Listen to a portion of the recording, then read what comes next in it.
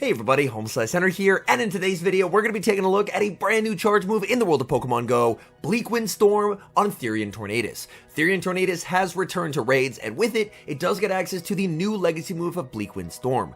BLEAKWIND Storm does 60 damage for 45 energy, and lowers your opponent's attack by 1 stage. So it's a flying type clone of the move Icy Wind. This does give Therian Tornadus a long-awaited bait move, as previously it was stuck trying to bait with Hurricane. So without further ado, let's hop into the matches, and let's check out BLEAKWIND Storm on Therian Tornadus in the Ultra League. Hopping into the first match, leading Therian Tornadus into Cresselia. Not the greatest lead ever. I'm going to throw a 3 Gus, then wait, switch into the Registeel to catch what should be a Moonblast. This is pretty nice for me as I store energy on the Therian Tornadus for later, and now my opponent is going to send in Obstagoon, which by no means is a hard check to the Registeel safe switch. They go for the Cross Chop, that's perfectly fine by me. I'm going to farm up, and I'm going for the Zap Cannon here. Focus Blast would hit for double super effective damage so the opponent commits the shield, and I do get an attack drop. That is quite nice. I'm going to no shield, opponent goes for the Night Slash. That's not going to do as much damage as a Cross Chop. They're hoping to get the farm down, but that's where the Zap Cannon debuff comes in clutch. The Zap Cannon allows me to make it to the Focus Blast, and I win switch. They send in Cresselia. I decide to aggressively pivot into the Shadow Swampert, expecting the Cresselia to stay in here. I am running the Shadow Swampert. I built this fairly recently, and the Shadow Swampert, I believe at this health range, can come pretty close to 2-shotting with Hydro Cannon. So I am going to be firing off the Hydro. Opponent is going to let that through, and it looks like with a couple more Mud Shots, I should be able to pick up a knockout with a Hydro. I'm going to shield up the Grass Knot, continue to farm up with the Swampert, going for another Hydro, putting pressure on the final shield here of the opponent. Hydro Cannon does get shielded. Swampert farming up, and that looked like charge attack priority. Swampert firing off the Hydro Cannon. Hydro Cannon just does not KO. Opponent on 1 HP picks up the knockout with the Grass Knot. I send back in Tornadus, and in the back, it is Giratina. And now we get to see the new move in action, BLEAKWIND Storm. BLEAKWIND Storm is an Icy Wind clone, but it's a flying type move. So every time it's thrown, the opponent, their attack gets lowered. And that's going to be very useful in a situation like this, when this is going to be a switch-locked final Pokemon. The BLEAKWIND Storm connects, getting them very, very low. They're firing off another charge move, but it's now 2 stages debuffed. So I'm able to withstand the damage, throw 2 Gus, switch into the Registeel, snipe with the Lock-On, and 1 Lock-On is going to KO Cresselia and take the win. Moving into the next match, leading Therian Tornadus into Jellicent. Not the greatest lead ever, so I am going to throw a Gus to get a bit of extra energy, and then safe switch into the Registeel. And the opponent is staying in this matchup, which works out very nicely for me. A lot of teams in the Open Ultra League are currently pretty weak to Registeel, so Registeel safe switch ended up working out pretty decently here. I fire off the Zap Cannon, and I do get the attack drop, which is pretty good news for me. I'm going to be able to survive a Shadow Ball either way, but this way I can survive it very comfortably, and since they're staying in, go for another Zap Cannon. Zap Cannon continues to apply pressure. Opponent is going to double shield, and they get double debuffed, so the Zap Cannon debuff luck definitely in my favor to start with. They go for the Surf Bait. That's not going to be enough to KO. They're firing off the last second charge move. I decide to shield because I do want to land a Zap Cannon. Zap Cannon doesn't quite KO from this range, but this is very important damage that I can get. The Zap Cannon connects, getting them deep into the red. Jellicent firing off energy. I'm going to let this through, and now I can potentially go for energy on the Therian Tornadus. I send in Tornadus, and I'm able to get the farm down. Opponent gonna send in Steelix. I may not be able to use BLEAKWIND Storm here, but I have Focus Blast as the nuke. Opponent going for the Psychic Fangs, lowering my defense. I'm farming up. Unfortunately, that should have been good charge move timing, but I lagged by a turn, so they get a free move. But the Focus Blast connects, nearly getting the 1-shot on the Steelix. Steelix firing off another Psychic Fangs. I commit the shield. They're going to switch, and in the back, it's Greedent. And again, a switch-locked Pokemon in the endgame. It's so nice to get that BLEAKWIND Storm debuff. The opponent is going to be firing off the Body Slam. Body Slam picks up the KO. Therian Tornadus, definitely not the tankiest Pokemon around. Greedent firing off charge attacks here. They're going for the Body Slam, so they do not have Trailblaze. But even if they did, thanks to the debuff, I would be in a pretty good spot. Earthquake is going to connect. That does big damage to the Greedent. Greedent firing off the last second charge move here. It is going to be another Body Slam. Opponent switches into the Steelix, but the Steelix is unable to make a charge move, and Shadow Swampert is able to secure the win. Picking up a great lead in the next match, Therian Tornadus into Shadow Poliwrath. Opponent save switches into Registeel, and I'm going to respond with Shadow Swampert. I was pretty slow on the switch there. My opponent goes for the Zap Cannon, and Zap Cannon does get the attack drop. I continue to farm up with the Swampert, and I'm firing off this Earthquake. Earthquake with the debuff will not be enough to KO, but I'm able to make it to a Hydro Cannon, and Hydro Cannon will be able to pick up a knockout. So the Hydro Cannon here does pick up the KO. Opponent sends in the Shadow Poliwrath. I should be able to make a last-second Earthquake here just before they're able to get the counter down. This is debuff, but it's still going to do a sizable amount of damage. Opponent commits the shield. I'm going to send in the Therian Tornadus in the back. Oh no, the perfect core breaker, Unova Stunfisk. And this is basically just going to be a loss. They were able to bait out the Swampert, and there's not really a whole lot that I can do against this Stunfisk. The good news for me is it is Thundershock, so at the very least, they're only hitting for neutral versus the Registeel, but of course that means they're going to have super effective fast move pressure into the Tornadus. I continue to farm up here. Honestly, I'm not 100% sure whether it's Tornadus or Tornadus. I'm probably going to alternate between the two as we go, but either way, we're able to make it to the Focus Blast, and Focus Blast will pick up a knockout unless they burn the final shield. I'm going to switch into Tornadus. Opponent has a ton of energy here, and I'm going to be committing the shield. They opt for the harder hitting Scald, and they do get the debuff. I'm going to need a perfect undercharge here to farm down and exit this matchup with a Focus Blast. I continue to farm up here. I'm going to be shielding as the opponent is going to go for the Icy Wind to get another debuff. Can I get the farm down? No, I'm short. Oh no, I'm just short of the Focus Blast, and I think this discharge is going to KO. Therian Tornadus still very, very glassy, and unfortunately we fall just short of pulling off the come from behind victory. Picking up a tough lead in the next match, Therian Tornadus into Tentacruel. I'm farming up some energy here, looking to save switch into my Registeel, and the opponent is not switching out, so it looks like another team that is core broken by the Registeel save switch. They fire off the Scald, looking for that 50-50 debuff, and they do not get it. I'm returning fire with the Zap Cannon. Zap Cannon will hit for massive damage. Opponent commits the shield, and a bit of luck goes my way as I do get the Zap Cannon debuff.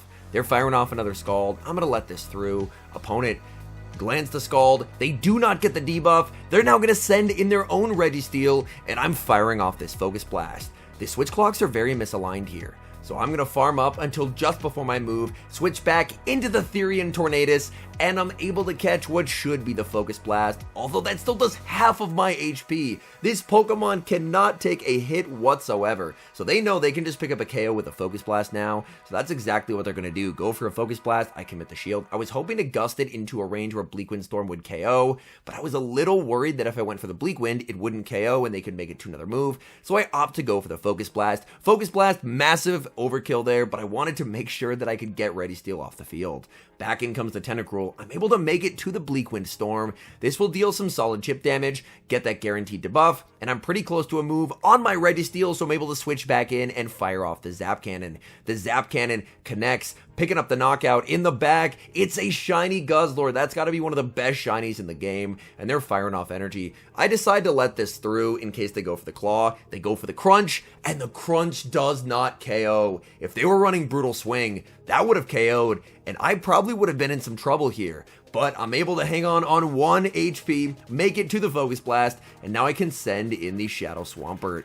Swampert farming up, opponent firing off energy here, and I am going to respect it with a shield. It is going to be the Dragon Claw. I throw the Earthquake, and I believe that I should be 4 mud shots away from the Hydro, which means this game is over. Shadow Swampert, the pacing, as always, very, very fast. I'm able to make it to the Hydro. Hydro is going to pick up the KO as we take that game.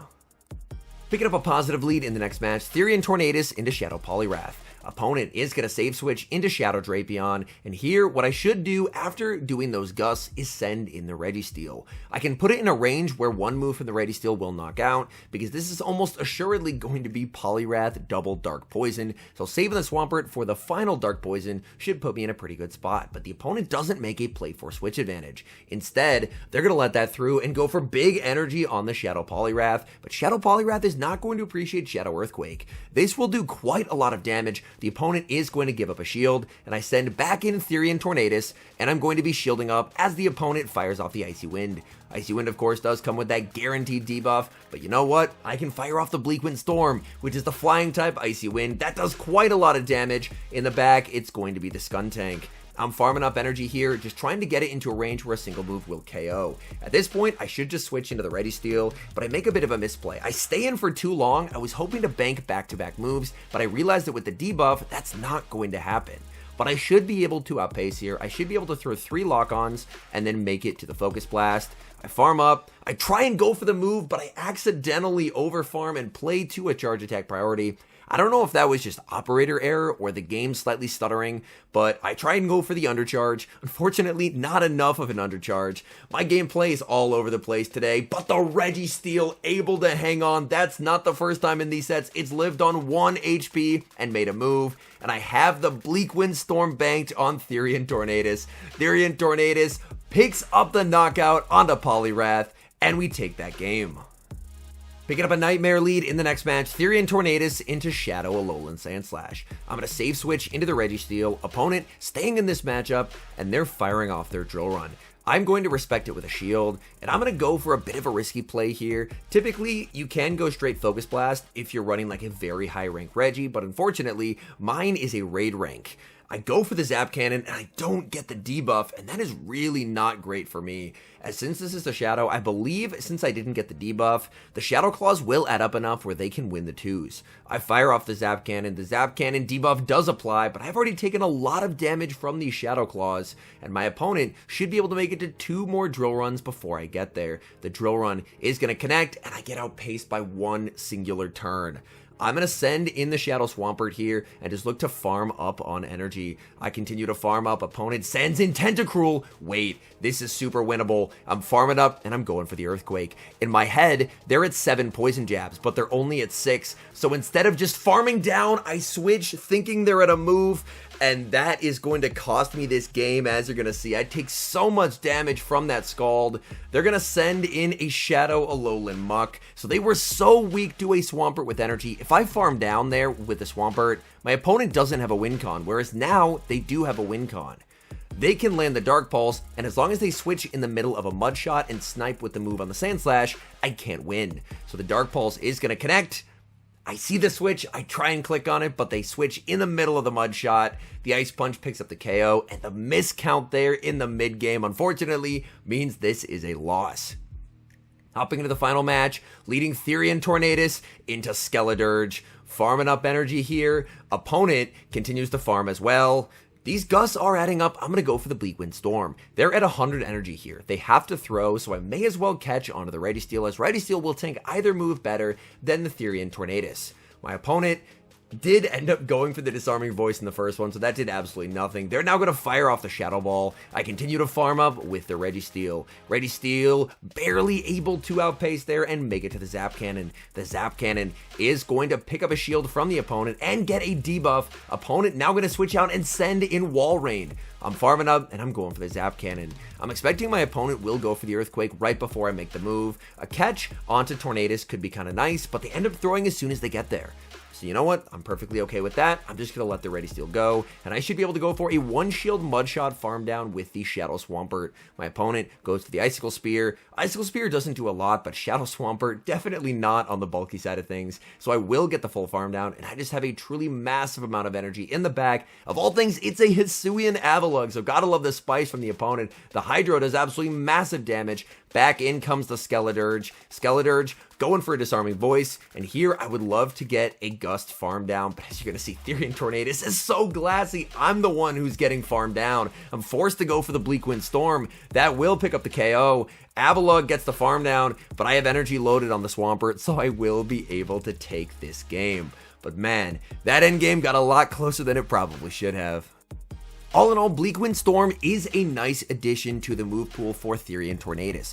Therian Tornadus previously had 0 bait moves, so having a move that it can actually get to in a reasonable amount of turns and the fact that it's an Icy Wind clone, and we've seen how powerful Icy Wind is, especially with the prevalence of Poliwrath this season, is a big plus. However, big problems still remain for Therian Tornadus and its viability. Mono flying does really hurt it, as it doesn't come with a lot of resistances, and considering its stats, it could really use some help in that department. So the mono flying and its stat product do really hold it back from any competitive play as far as the Ultra League or even the Master League goes. But the good news is this is the first of the Therians that is being released into raids. Next week, we have Therian Thunderous, which is being released with Wild Bolt Storm, which is an electric type clone of Icy Wind. That should get very, very interesting. And then the crown jewel, Therian Landorus, being released with Sandsear Storm, and that should catapult it to one of, if not the best Pokemon in the entire Master League. So overall, BLEAKWIND Storm, a definite improvement for Therian Tornadus, but unfortunately, it still has a lot of issues to be resolved. However, there is some really good stuff coming down the road here in the coming weeks with the other Therians and their new moves, which are going to be clones of Icy Wind as well. Anyways, thank you guys so much for watching. If you're enjoying the content, make sure to leave a like and subscribe to the channel if you haven't. And a special thank you as always to our members here on YouTube. The support you guys provide is sincerely appreciated, so thank you guys oh so very much. And until next time, I've been HomeSliceHenry.